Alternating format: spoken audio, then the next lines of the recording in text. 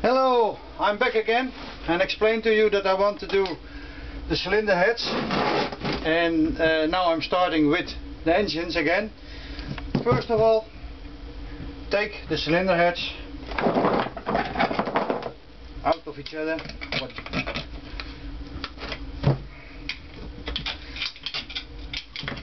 Later on you have checked the axles because of the turning points, pivot points, because there is always damage on the older types. First of all, I want to empty those cylinder heads, and that's by to take out the valves. Only this valve is bad on the top, but I can refurbish that, that's not a problem. I use an old jack and a magnet, and only what I have to do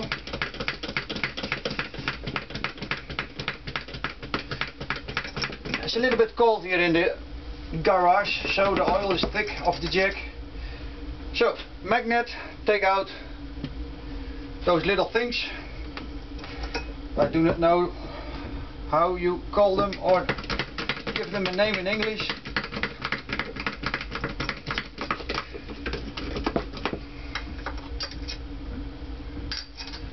We call them in Holland haantjes. Haantjes.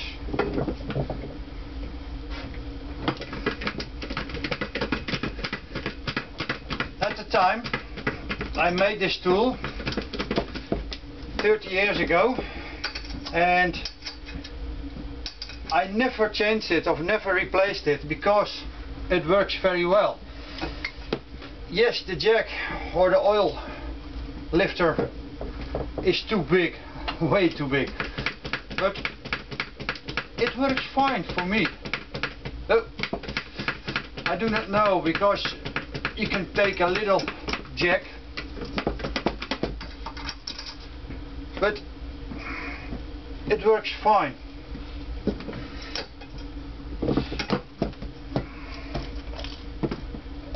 Because I don't care which valve where to go next, because I'm grinding or I fit them on their place later on. I don't know how to explain it. I grind them and I make them fit right to the place they are going to sit later on. So I don't care what I do now.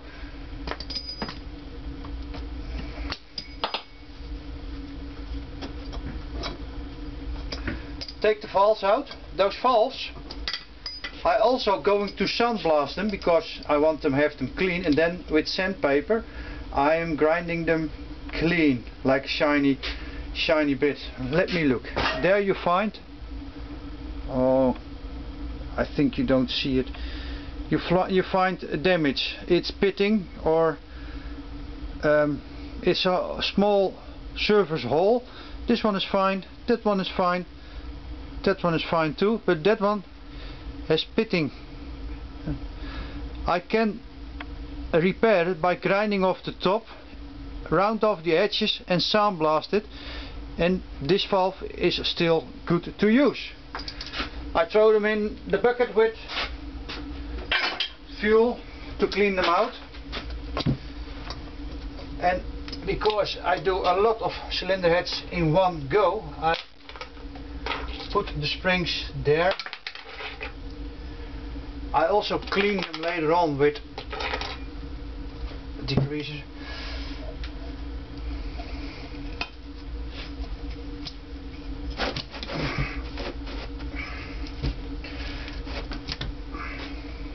It's an original old one. I want to take out those dowel pins, and it can be very tricky.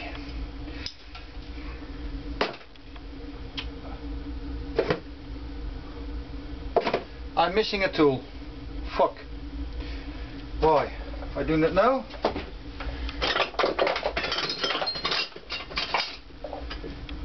Okay, I will do later on. What can I see? Something is not right here. it's too sharp on the edge.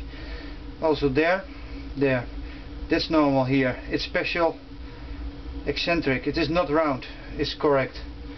Okay, but there was not fine.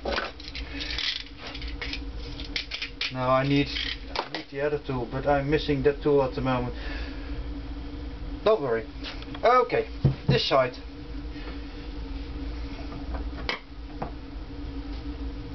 I did have a sharp screwdriver. Yes. Are you still watching me? A sharp screwdriver. Screwdriver. And you press the old valve seals of the stem guides. Oh, it's funny to make all those English words, because I know some words are not correct, but doesn't matter. You know what I'm saying and what I'm doing. Then take out the seats of the spring or the rings.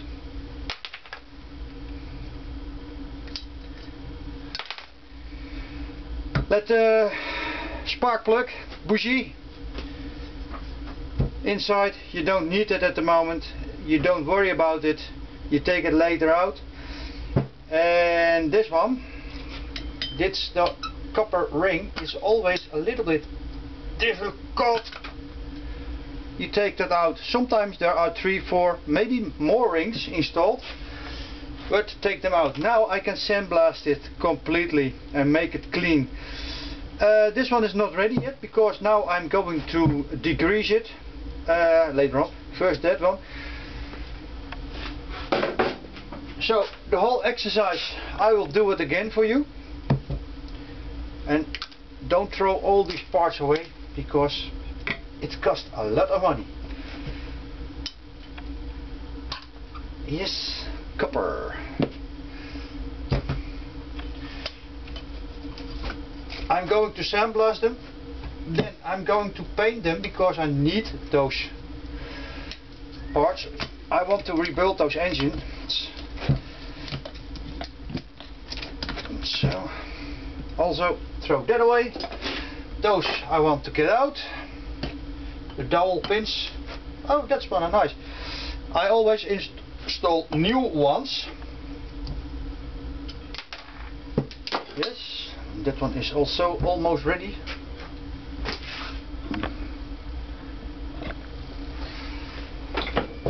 And I told you earlier, it doesn't matter which valve on which plates is replaced later on, because I'm grinding them on their position and will fit them for the correct place. So there is no issue. Normally you have to place the valve exactly on the same spot, and that has to do with the angle of the surface that has to close. That's why.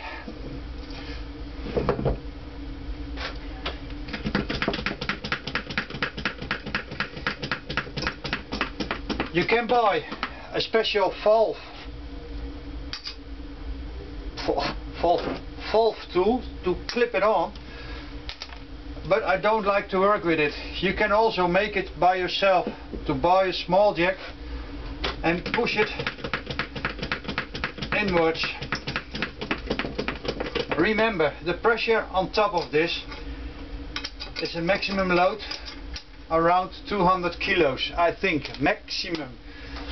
When I stand on the valve spring, my whole body weight is going a little bit down, but not to the end. Those two springs can handle 100 kilo. Maybe I have to show that. I hope I can show that, because it gives you a reference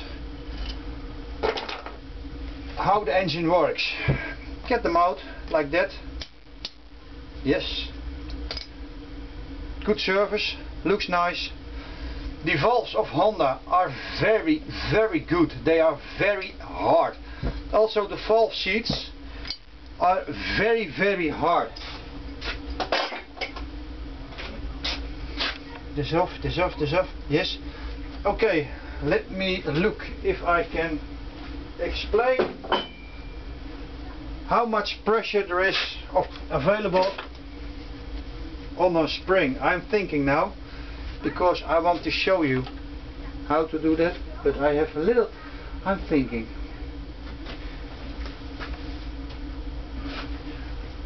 So, I'm going to do something stupid, I think. Double spring. You've seen double spring. Now I'm going to stand on it. This is my shoe.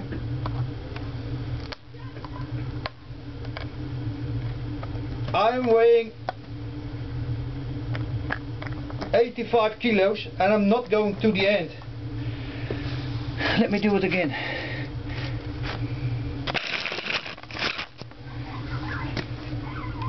$85 kilos at the moment, maybe 90, and I'm still floating. Yes, I think the spring can handle about 100 kilos. It's unbelievable. Then I do one spring. Oh yeah, I'm not pressing at all. Yes, this one should be also easier to do. Oh yeah, door, nothing. Yeah, I know, it's a stupid movie, but I want to explain how much pressure is going to be forced in the cylinder head. So, two of those springs. And your camshaft have to press them very hard. Like when you do 10,000 RPMs. It has to go 5,000 times a minute. You have to be aware that your camshaft is doing a lot of work, a lot of pressure, and ook for a brief moment, for a very short period, it has to go in and out. So when you want to work with those valve springs, you know there is a pressure of almost standard 50 kilograms by each valve to work with. Yes, I hope you enjoy it. I put you beside, I take you in a next movie with me. I want to do those cylinder heads and I explain later on what I'm going to do. Thanks for watching, bye bye!